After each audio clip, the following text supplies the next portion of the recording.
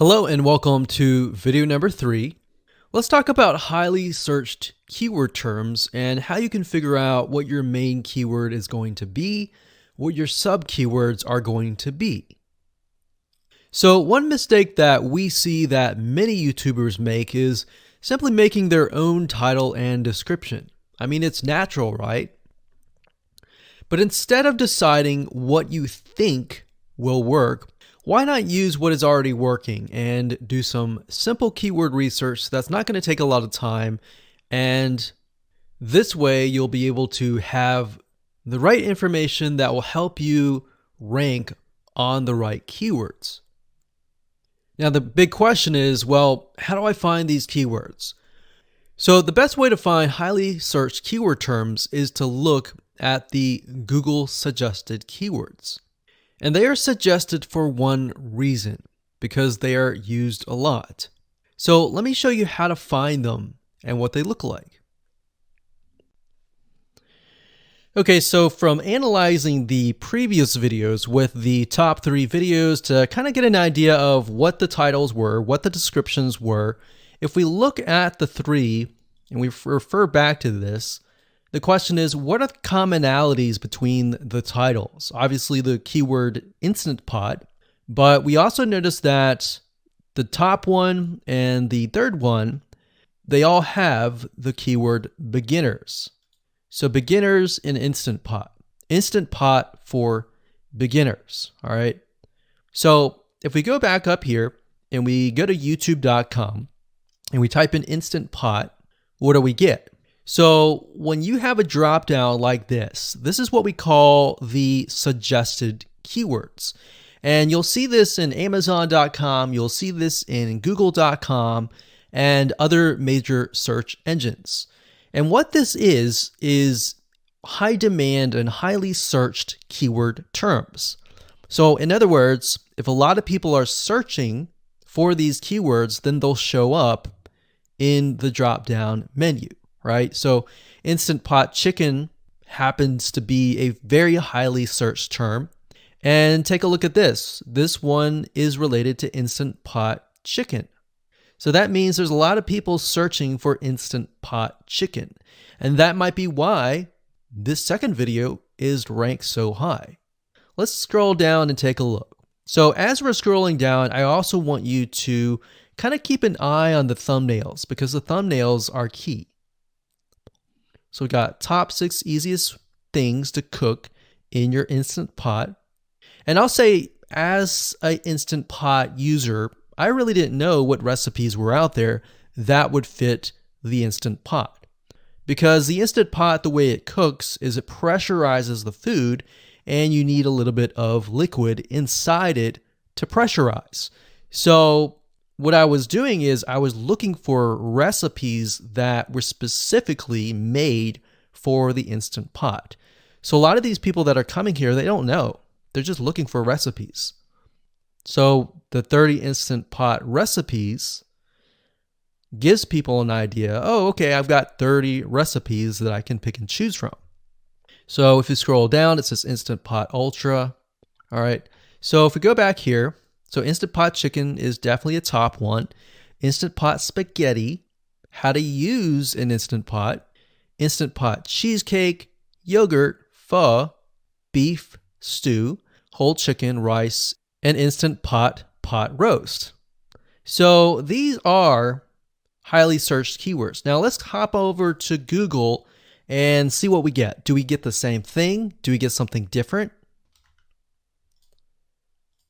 So if you go to Google and you type in the same thing, Instant Pot, we can see that we've got Instant Pot recipes, Instant Pot chicken.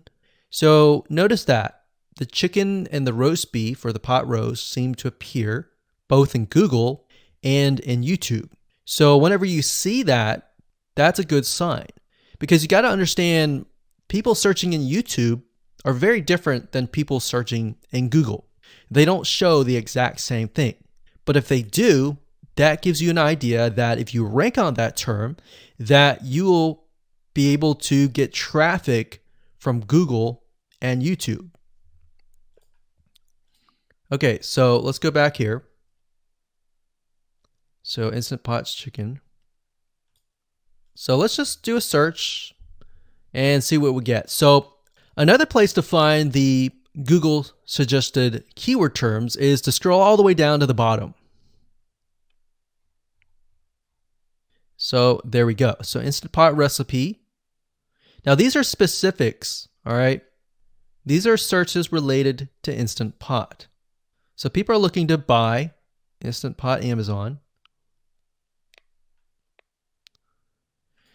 So let's just type in Instant Pot chicken and see what else we get. So if you notice when we type Instant Pot chicken, it gives you a more detailed view of the other keywords that are related. So for example, Instant Pot chicken recipes, chicken and rice, chicken noodle soup, chicken thighs, chicken bog, chicken breast recipes, chicken wings, and chicken and dumplings. So let's go over here and see what we get. So Instant Pot chicken recipe, wings, noodle, biryani, thighs. So a lot of these are actually appearing that are the same. Okay, so moving on here, we've got Instant Pot chicken. Now let's take a look at what we have here. So what I would do is I would do the same thing, the competitive research. Now, if you notice here, the Six Sisters stuff, it's a different video, but it's a similar video. Now this video is different. This lady is the same. And that's another thing. So if you rank high on the main keyword, then you could potentially rank on the other smaller keywords as well. So that gives you an idea of what content to create and what keywords to target. So we could potentially make it about Instant Pot chicken. And what I would do is go back here. Let's say we want to title it the Instant Pot chicken. What I would do is I would scroll here and take a look at questions people are asking. So how do I cook chicken and potatoes in Instant Pot? How long does it take to cook chicken pot, Instant Pot? We scroll down, and what I would do is grab these keywords. So I would grab these keywords.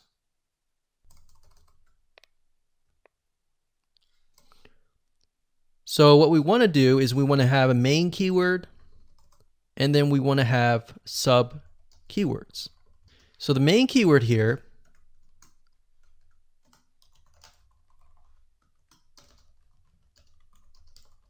would be Instant Pot chicken. And then the other ones would be Instant Pot chicken and potatoes, and all the rest here. So having these in hand will give you a better idea on how to go about creating your titles and your descriptions so that you can target specific keywords, and that you're not like any other YouTuber who is simply making up titles and descriptions just out of your head. So this way you can be strategic and rank effectively. Hello and welcome to video number 8. So just want to say congratulations on reaching the end of this video course. We're going to talk about a secret tip that you can use to outrank your competitors. So we briefly talked about why having a longer video was important, right? So one secret tip that we can give you is that what we have found that works is the following. Longer videos in the sense of live streams, which means you get on YouTube and you talk to people live. You have webinar replays and videos where people expect them to be longer. So in other words, people are expecting these to be longer. If you make a normal video that people expect to be 5 minutes and you make it an hour, then you're not really going to hit that 50%. But when you have a live stream or a webinar replay, usually people typically expect it to be at least 1 hour. So because people expect it to be 1 hour or longer, they expect to take time out of their busy schedule to actually watch your longer video. And what we found is these work really well compared to the average video. So let's discuss what you need to do in terms of software or even web applications that you need to create live streams and webinar replays. So in order to create a YouTube live stream, you're going to need to have a broadcasting software. There are many. You can go to YouTube and type in live stream, how to set it up, and there's a lot of videos on that. But this is one particular one that we have used and that has worked really, really well for us. It's called Open Broadcaster Software, and it's free, best of all. And that is located at obsproject.com. So as you can see here, there is versions for Windows, Mac, and Linux. So it's simply as easy as downloading and you can start streaming. So the reason why you need this software is basically what it does is it connects to the YouTube live stream system. And when you're ready, you click record and you're good to go. Now, I'm not going to go in depth on how to use this product just simply because there are so many different options and so many different ways of using it. Now, like I said, the tip is when outranking your competitors to have longer views. This is good for kind of a face-to-face talking head type long video. Now, if you want to use a camera, you can do that. If you want to do something like screen capture, meaning you're going to show your screen, then you're going to want to use something like GoToWebinar. And you can go to gotomeeting.com/webinar to do that. Another tool that we have used, which as of now, it is free, and who knows, it could change.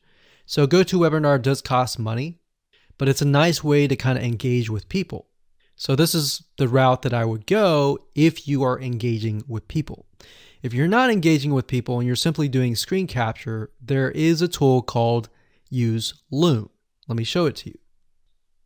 So useloom.com. Loom is essentially a Chrome plugin, and what it does is it allows you to record your screen. It's super easy to use. In fact, it's super, super fast. It's so fast that you can literally start recording, and within seconds when you're done, you'll have the video in hand. And you can download the actual video file to your computer really fast. So those are the three options that I would go to, and really depends on the avenue that you want to take. So like I said, create a longer video, but just don't create any content. Make sure that the content is valuable, because you want to make sure that people watch all the way through, or if not, watch at least 50%. Hello and welcome back. This is video number 6. Let's talk about your thumbnail and why that is important. You see, since our goal is to get more clicks or more views to your YouTube video, we have to rely on attracting viewers. So if you think about it, the thumbnail is the first thing people see as they are scanning to find what interests them the most. So in other words, if you think about it, if you go to youtube.com and you type in a keyword, you're going to see all the results with thumbnails, the titles, the descriptions, and all of that. So that's the first thing that they see. So let's discuss what your thumbnail should contain and what's working in your market and how to figure that out.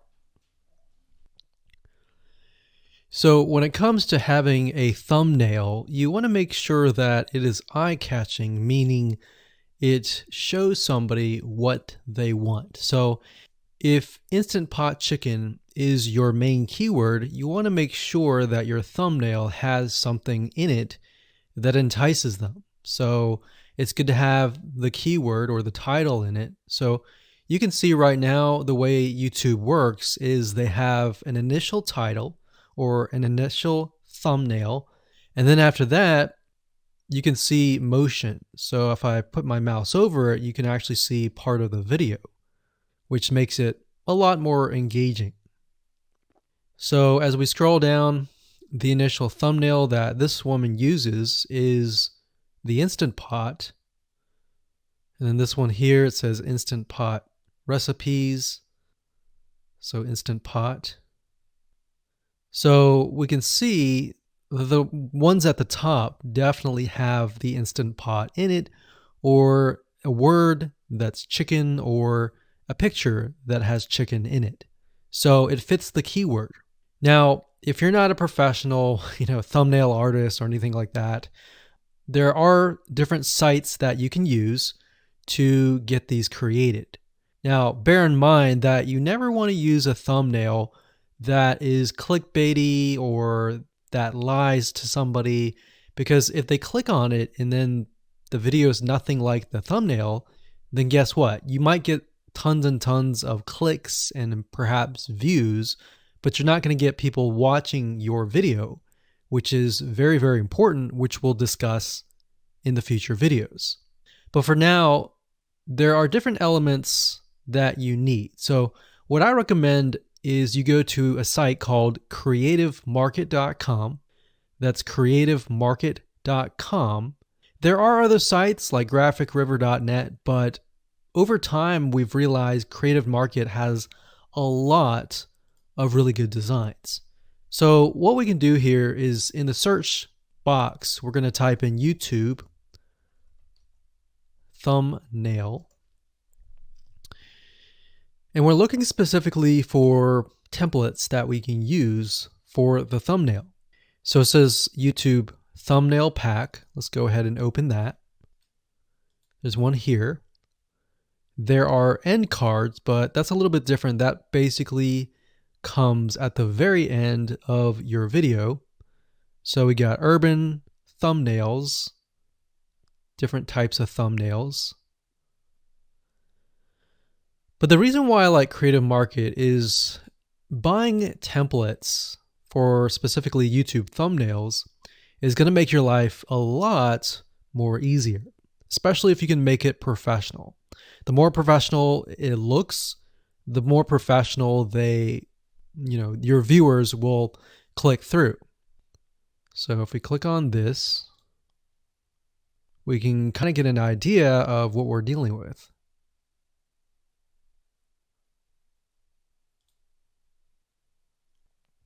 And here's more thumbnails here as well. Now, over time, we've realized with YouTube thumbnails, more and more designs are becoming minimalistic, meaning it's not too fancy, but it's got just enough information to tell the person what it is all about. So it could have text, it could have pictures, but you really need to know what your YouTube video is about before you can create your thumbnail. In fact, I recommend that you create your YouTube video first and then you create your thumbnail so that you can make sure that you attract the right person.